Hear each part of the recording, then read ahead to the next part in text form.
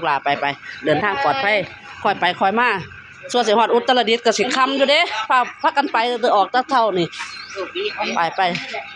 คุณพระรักษาไปลูกไปนะวันนี้ไปบุญไผ่หัวอยู่ใช่ไหมบ่มีแนวลืมตัวบ่ลืมไปเยอะบุญ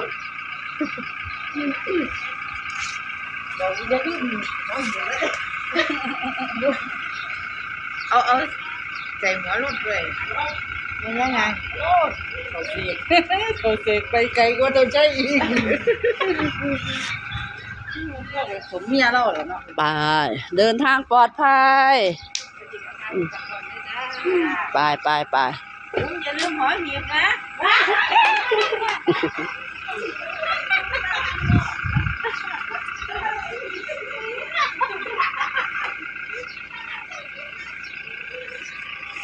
ไปลูกไปมันสวย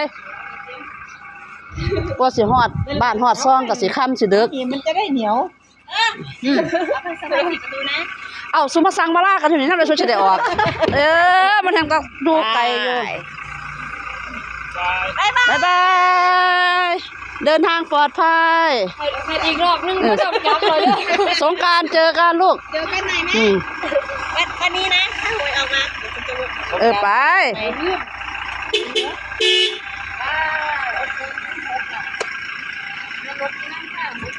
อุ้ยสไลด์ไปเลยวะหล่อปลาไหลเลยรถตีนนั่นนะไหลไปก็เปิดน้ำล่างของว่างแต่มือเขาสูบปลาหุ่นแล้วเขาใส่น้ำหลาย